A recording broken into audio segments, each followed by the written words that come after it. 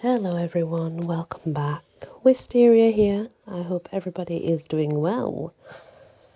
So, let's take a story regarding the Wicked Witch of the West. And we all know her from The Wizard of Oz, but this is her story. Dorothy lives in a farmhouse in Kansas, which is one day whisked into the air by a tornado, with her and a little dog, Toto, inside.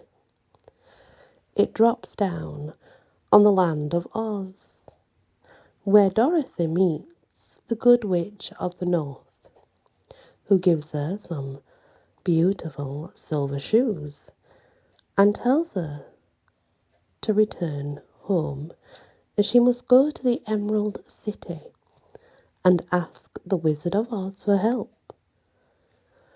Dorothy travels down the yellow brick road, befriending the Scarecrow, the Tin Woodman, and the Cowardly Lion.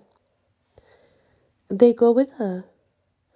The Scarecrow wants to ask the wizard for a brain, the Tin Woodman for a heart, the Cowardly Lion for courage. When they finally reach the wizard, he agrees to help them, but only if they can kill the Wicked Witch of the West, who rides over the Winker country. The soldier with the green whiskers leads them on to the gate and out of the Emerald City. "Which road leads to the Wicked Witch of the West?" asked Dorothy. "There is no road," answered the guardian of the gate. "No one ever wishes to go that way." "How, then, are we to find her?" enquired the girl. "That will be easy," replied the guardian of the gates. "Walk to the west, and when she knows you're in the country of the Winkies, she will find you and make you all her slaves." "Perhaps not," said the Scarecrow, "for we mean to destroy her." So they turned toward the west, walking over fields of soft grass, dotted here and there with daisies and buttercups.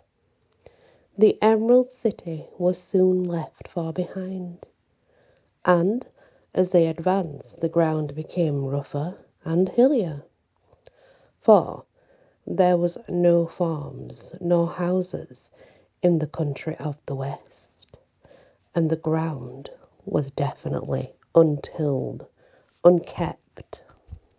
By afternoon, the sun was shining hot in their faces, and there were no trees to offer shade, so that before my Dorothy and Toto and the lion were tired and lay down upon the grass and fell asleep, with the woodman and the Scarecrow keeping watch.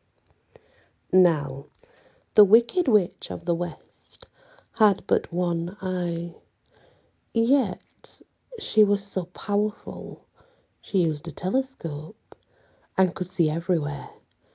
So, as she sat at the door of her castle, she happened to look around and saw Dorothy lying asleep, with her friends all about her. They were a long distance off, but the Wicked Witch was angry to find them in her country, and she blew upon a silver whistle that hung around her neck. At once there came running to her from all directions a pack of great wolves. They had long legs and fierce eyes and sharp teeth. "Go to those people," said the witch. "Tear them to pieces." "Are you not going to make them your slaves?" asked the leader of the wolves. "No," the witch answered. "One is tin, one is straw, one is a girl, another a lion. None of them will fit to my work, so you then tear them all into small pieces. Very well, said the wolf, and he dashed away at full speed, followed by the others. It was lucky the Scarecrow and the Woodman were wide awake and heard the wolves coming. This is my fight, said the Woodman, so get behind me and I will meet them as they come. Then he seized his axe, which he had made very sharp, and as the leader of the wolves came on the Tin Woodman, he swung his arms and he chopped the wolf's head right off, so that immediately the leader died. As soon as he could raise his axe, another wolf came up and also fell under the sharp edge of the Tin Woodman's weapon.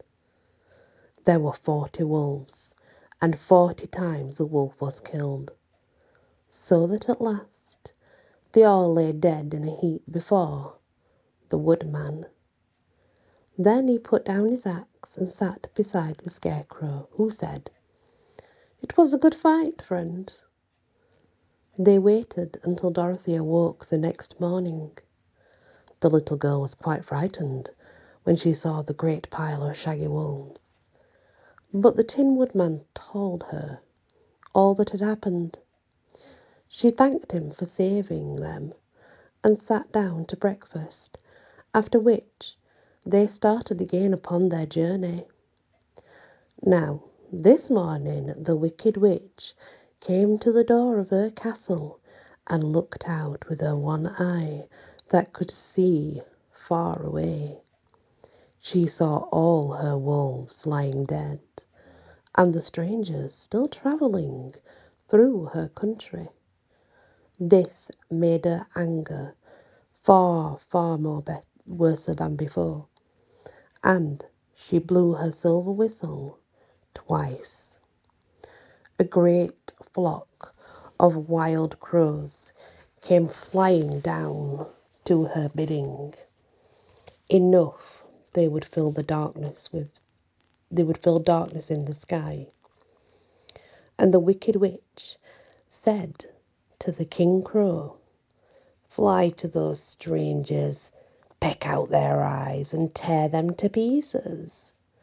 The wild crows flew in one great flock toward Dorothy and her companions. When the little girl saw them coming, she was very afraid. But the Scarecrow said, "This is my battle. Lay down beside me, all of you, and you will not be harmed."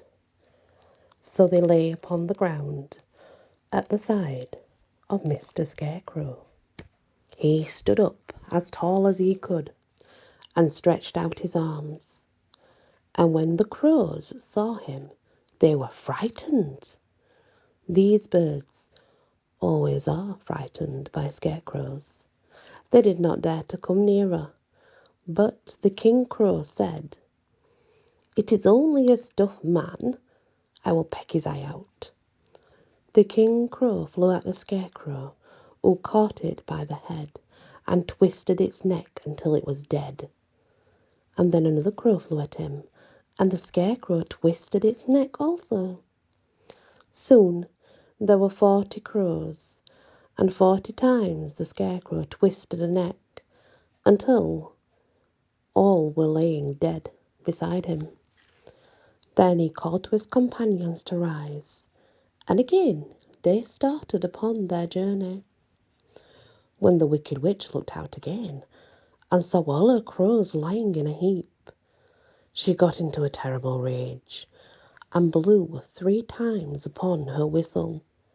Forthwith there was heard a great buzzing in the air, and a swarm of black bees came flying toward her.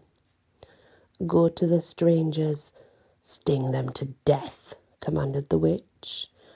And the bees did as they were told, rapidly turning until they came to where Dorothy and her friends were walking. But the woodman had seen them coming and the Scarecrow had decided what to do. "Take out my straw, scatter it over the little girl and the dog," said the Lion. He said to the Woodman, "There, the bees will not be able to sting them."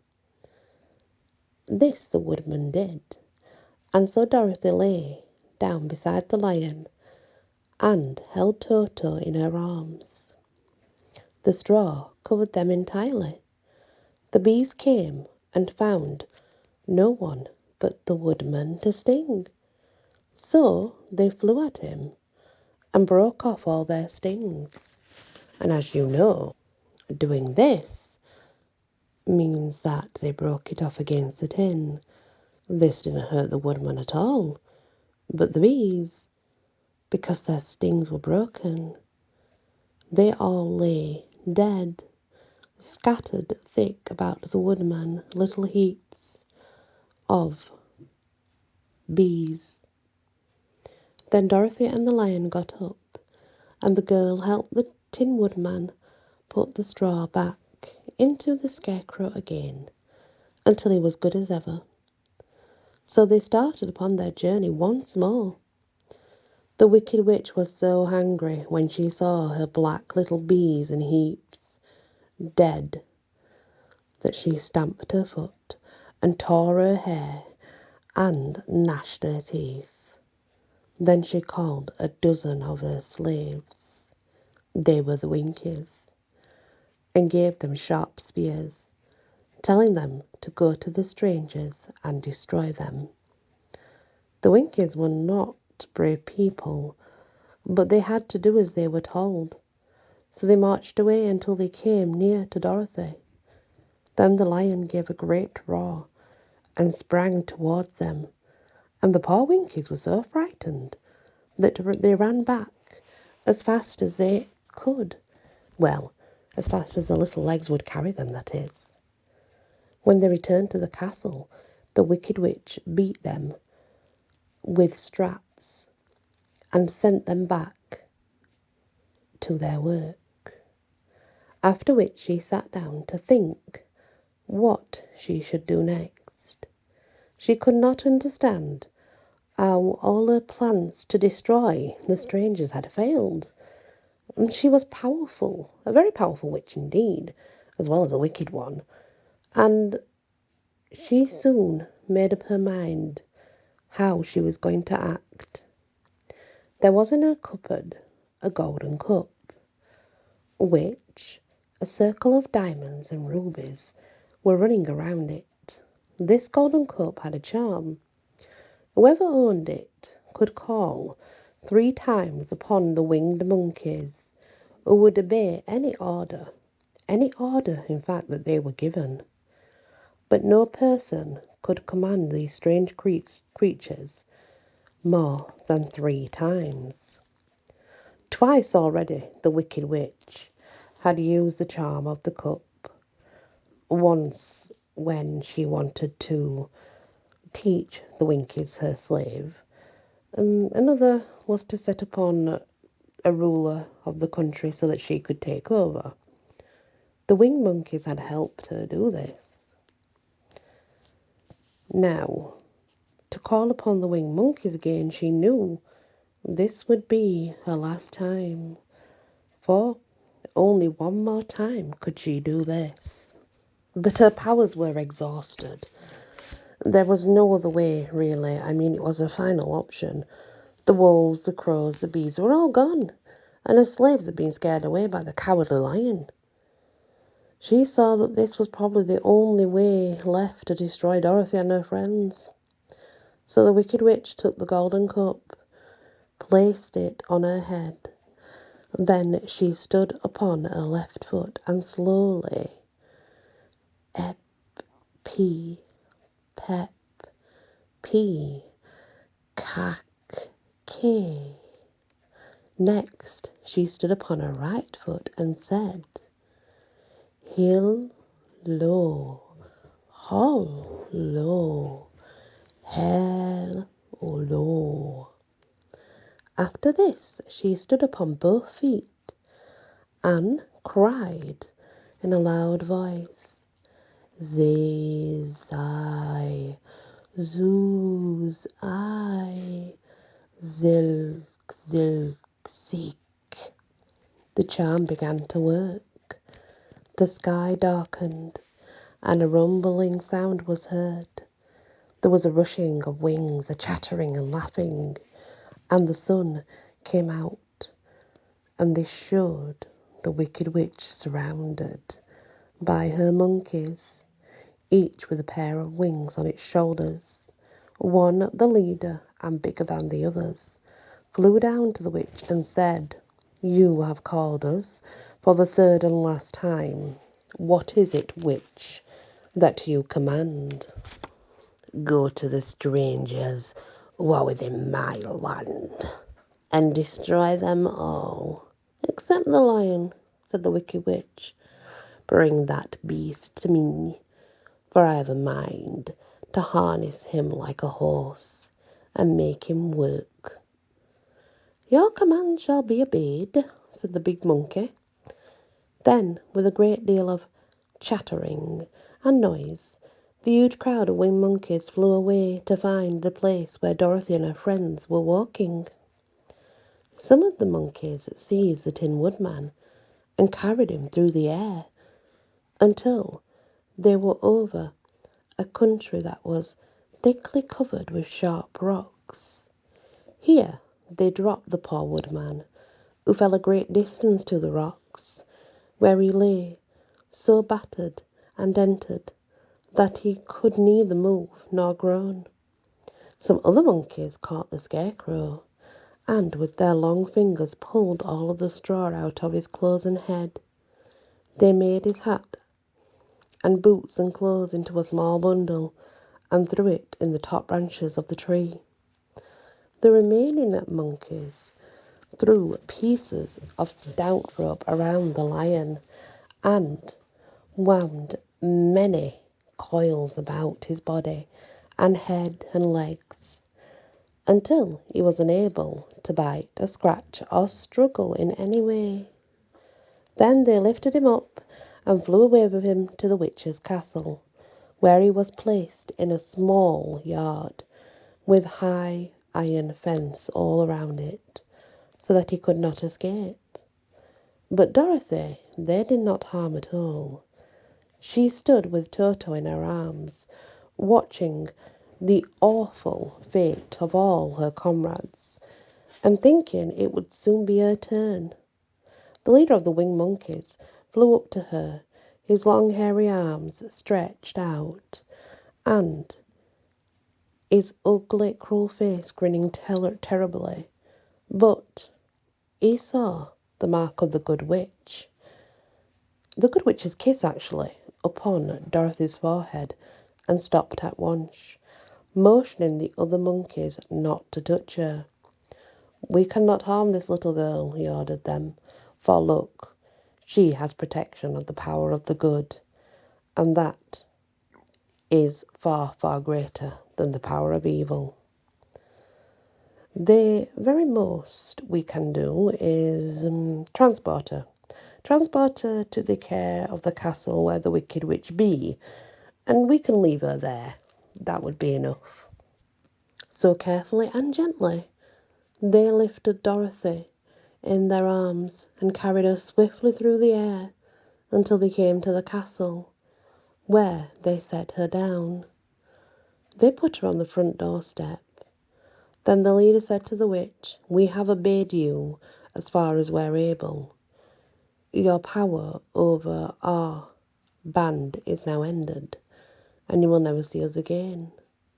Then all the winged monkeys, with much laughing and chattering and noise, flew into the air and were soon out of sight. The wicked witch looked at Dorothy's feet, and seeing the silver shoes, began to tremble with fear, for she knew what a powerful charm belonged. But then she looked into the child's eyes and saw that the little girl did not know of the wonderful power the silver shoes gave her. So the wicked witch laughed to herself and said to Dorothy, Come with me, little girl. See that you listen carefully to everything I tell you, for if you do not, I will surely make an end of you, as I did of the Tin Woodman and the Scarecrow. So Dorothy became the witch's slave. She was nothing but a slave to the Wicked Witch of the West, and realized that it would be harder than ever to ever get back to Kansas ever again. The end. Of course, please remember that's a Wicked Witch's version of events. As everybody's seen Wizard of Oz, I'm sure you realise that's not how it went down. But in her head, that's how it went down. Anyway, guys, thank you for listening. Please hit the like, share if you can, and subscribe if you have not yet done so. Many blessings.